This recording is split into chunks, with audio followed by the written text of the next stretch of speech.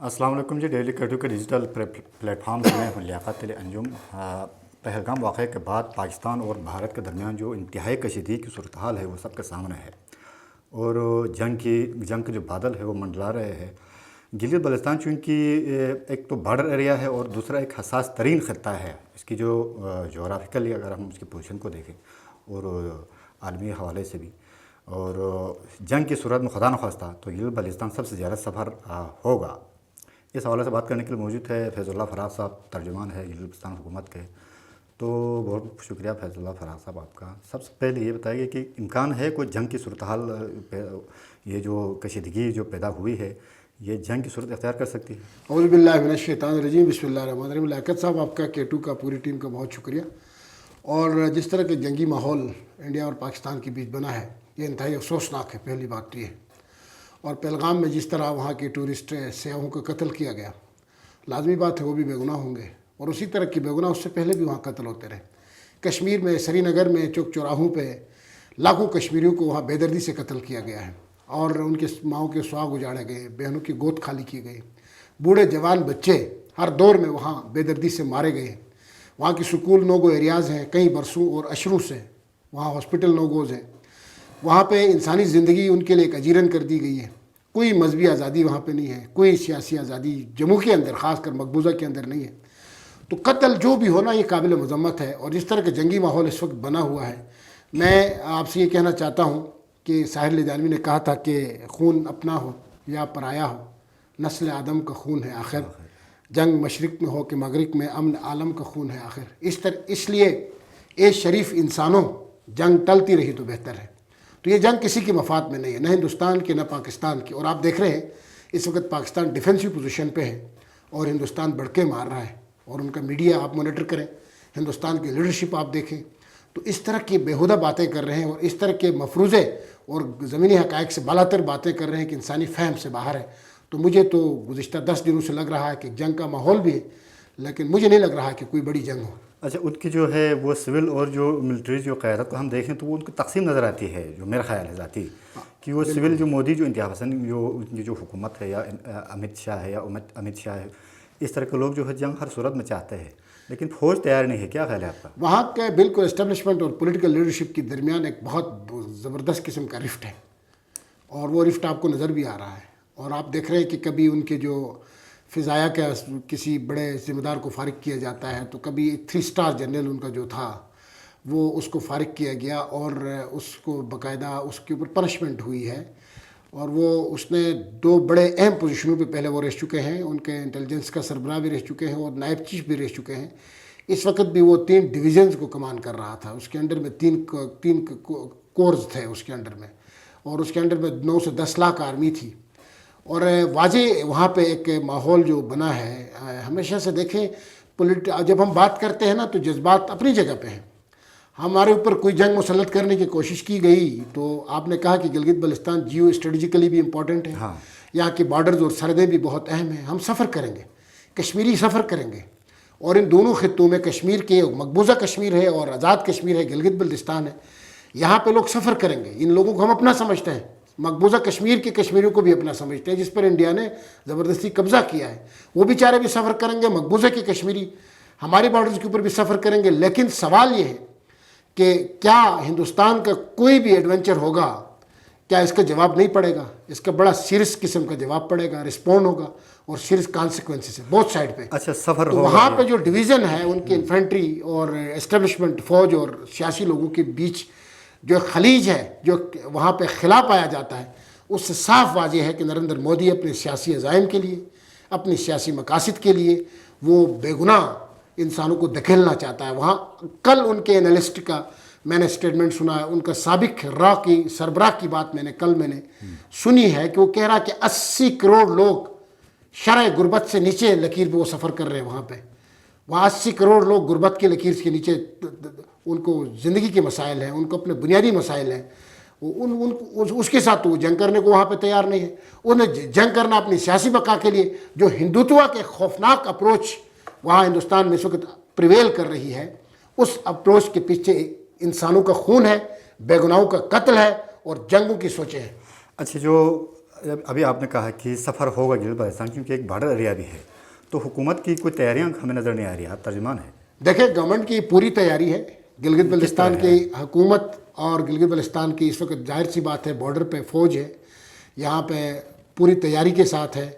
कोई भी एडवेंचर होगा उसका जवाब दिया जाएगा। इस हवाले से गवर्नमेंट ऑफ गिलगित बल्टिस्तान की जो सेंसिटिविटीज़ थी उस पर बहुत कुछ काम हो चुका है, उस पर हुकूमत संजीदा भी है। हमारे पास फिगर्स भी है, हमारी कितनी आबादी बॉर्डर के आसपास है, हमने क्या करना है, कल को क्विक रिस्पॉन्स क्या करना है, उसके लिए हुकूमत अपनी तौर पर तो तैयारी कर रही है। लेकिन इस वक्त सबसे जो फ्रंट लाइन है ना वो दिफा की है, डिफेंस की है।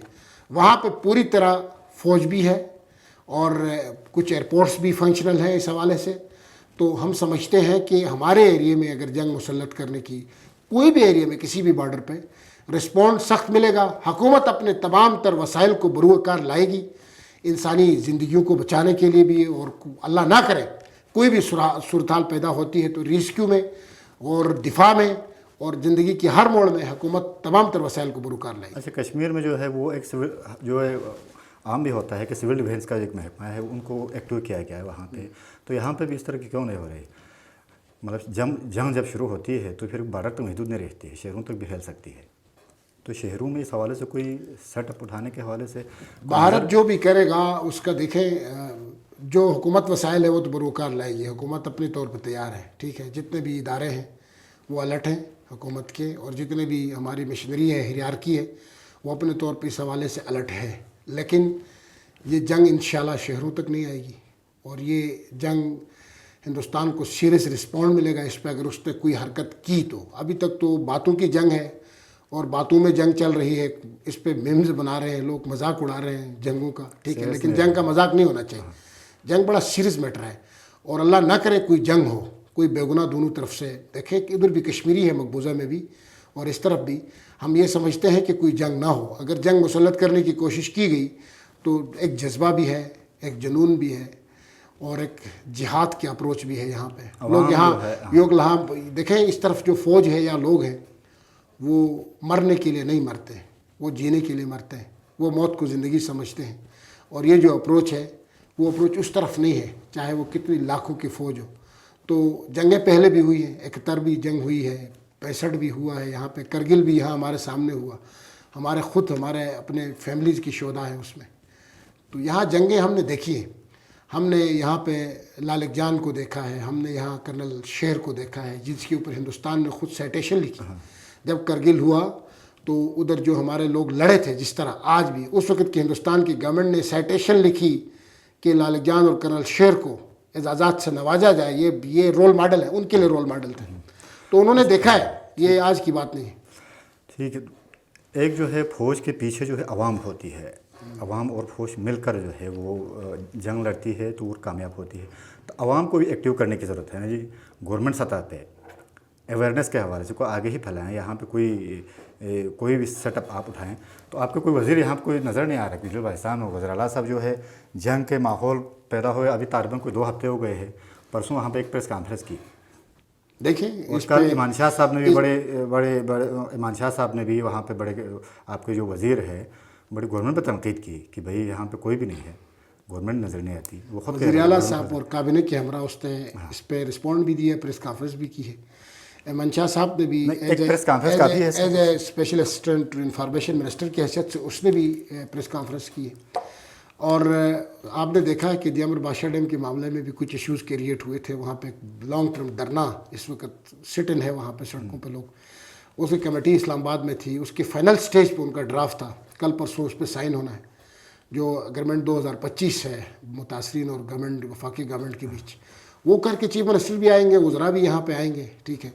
दूसरी बात है मंशा साहब की, आपने जो बात की है कि मंशा साहब ने हुकूमत पे तनकीद नहीं की, उसने इंफॉर्मेशन डिपार्टमेंट पे की। उसने कहा कि देखें, वो भी गवर्नमेंट का हिस्सा है। बिल्कुल है, देखो एक डिपार्टमेंट है, हुकूमत का हिस्सा है, आप ठीक कहते हैं। लेकिन आप सहाफत में रहे, उन्होंने कहा आप सहाफत में रहे, आप बड़े साफी रहे, उन्होंने कहा सहाफत के गला घोड़ने में जो है ये इंफॉर्मेशन डिपार्टमेंट का, तो उसने जाहिर सी बात है उस इंफॉर्मेशन डिपार्टमेंट ने उसको सताया होगा। डिपार्टमेंट के अंदर भी लोग होते हैं ना, देखें हुकूमतें मुख्तलिफ कंपोनेंट से बनती है। एक पॉलिटिकल होता है जो मिनिस्टर होता है, डिपार्टमेंट तो गवर्नमेंट के अंडर में ही होता है, बिल्कुल अंडर में होता है। اور اس نے ڈپارٹمنٹ سے شکایتیں کی اور یقیناً اس نے یہ کہا کہ میں بہت کچھ کام کرنا چاہتا ہوں. وہ کرنا بھی چاہتے تھے, وہ متحرک بھی تھے. تو ڈپارٹمنٹ کے اندر کچھ افراد ہوں گے, ان کی وجہ سے ڈس اپوائنٹمنٹ ہوئی ہوگی, اس پہ اس نے بات کی. ایک نشاندہی کی گئی, انڈیکیشن. اس پہ ہمیں تبصرہ ضرور کرنا چاہیے, لیکن مل کے اس کی تدارک کرنا چاہیے ہمیں سب نے مل کے, کہ گلگت بلتستان کی جو گورنمنٹ ہے اس سسٹم کے اندر مختلف کمپوننٹ ہے, اس میں پولیٹیکل ہے, بیوروکریٹس ہے. اس جب تک ان کا کنسنسس نہیں ہوگا, کسی بات کو مل کے آگے چلانے کی نوبت نہیں آئے گی, تب تک یہ مسائل رہیں گے. اور ایمان شاہ صاحب اس پہ بہت شاکی تھے کہ جس طرح کہ وہ 2-3 بڑے سٹیپس صحافیوں کے حوالے سے اٹھانا چاہتے تھے, اس نے کام کیا تھا اس پہ, اس کی محنت پہ پانی پھیر دیا گیا. اگر اس پہ امپلیمنٹیشن نہیں, دیکھو امپلیمنٹیشن یونٹ پولیٹیکل آدمی نہیں ہوتا, امپلیمنٹیشن یونٹ بیوروکریسی کے کچھ لوگ ہوتے ہیں. میں یہ سمجھتا ہوں کہ سب کو دیکھیں, یہاں پہ فالس ایگو پریویل کر رہا ہے ہر جگہ پہ, ہمیں اس سے نکلنا چاہیے. ہر آدمی یہ سمجھتا ہے کہ میں ترم خان ہوں, ہر آدمی یہ سمجھتا ہے کہ میں شاید امپاور ہوں. کچھ بھی نہیں ہے. سب عوام کی وجہ سے ہیں, گلگت بلتستان کے لوگوں کی وجہ سے ہیں. چاہے وہ کوئی سرکاری ملازم تنخواہ کھا رہا ہے یا پولیٹیکل آدمی کسی پورٹ فولیو پہ بیٹھا ہے. ان کو فالس ایگو کا مظاہرہ کرنے کے بجائے ان کو یہ کرنا چاہیے کہ سب کو مل کے کام کرنا چاہیے, تب یہ شکایتیں سامنے نہیں آتی. ایک وزیر جو ہے وہ اس کا انڈر میں ایک ڈپارٹمنٹ ہے پورا, اطلاعات میں آپ نے وزارت دی ہوئی ہے ایمان شاہ صاحب. وزیر جو ہے وہ چند ڈپارٹمنٹ کے کس بندوں سے کے سامنے اگر بے بس ہے تو پھر دیگر وزراء کا حال یہی ہوگا. نہیں, دیکھیں وزراء کا حال ہوگا تو عوام کا بھی یہ حال ہوگا. ہم اپنے وزراء کو بے توقیر کرنے پہ تو تلے ہوئے ہیں. مجھے ہمیشہ ایک بات سے شدید اختلاف رہتا ہے. ہمارے لوگ ایک تو سوچے سمجھے بغیر بات کر جاتے ہیں, ریسرچ کے بغیر. ہمارا مزاج اس طرح کا ہے, عجلت میں ہم چیزیں کرتے ہیں, ایک جلدی ہے ہمارے اندر, وہ ہمیشہ. وہ دوسری بات یہ ہے کہ ہم لوگوں کو تو منتخب کرتے ہیں, کچھ نہ غیر منتخب ہے نا. مثال کے طور پر ہم ہیں, ایمان شاہ صاحب ہیں, کچھ ٹیکنوکریٹ ٹائپ کی سیٹیں کریٹ ہوئی تو اس کے اوپر لوگ آئے. غیر منتخب سیٹوں کی جب کریشن ہے تو اس پہ غیر منتخب ہی آئیں گے نا, منتخب تو نہیں آ سکتا. اب جو منتخب نمائندے ہیں 24 کا ایوان ہے, پھر ٹیکنوکریٹس 33 ہے, ووٹ دے کے اسمبلی تو بھیجتے ہیں, پھر اس کو گالم گلوچ کرتے ہیں.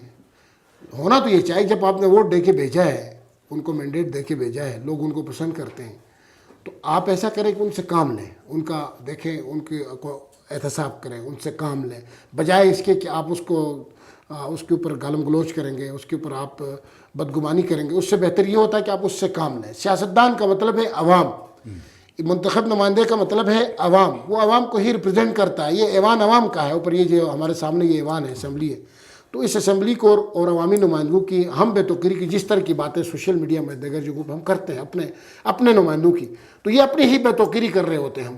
ہم اپنے عوام کی بے توقیری کر رہے ہوتے ہیں. تو یہ اس اپروچ سے ہمیں تھوڑا سا باہر نکلنا. اچھا ٹھیک ہے, آپ ابھی ڈیم کی بات ہو رہی تھی تو آپ نے ابھی اس کا ذکر کیا کہ وزیر اعلیٰ صاحب وہاں پہ اسی حوالے سے اسلام آباد موجود ہے, تو وزیر اعلیٰ بھی دیامر کے ہے, آپ بھی دیامر کے ہے, منسٹری بھی 2-3 جو ہے وہ دیامر سے تعلق رکھتے ہیں. تو دیامر کی تاریخ کا جو لمبا ایک بہت ہی لمبا ترین جو ہے وہ ایک دھرنا وہاں پہ ہے, تو فیلئر نہیں ہے گورنمنٹ کی؟ نہیں. کیوں؟ وہ اس لیے نہیں ہے کہ دیکھیں دیامر بادشاہ ڈیم 3 مہینے سے وہ بیٹھے ہوئے ہیں.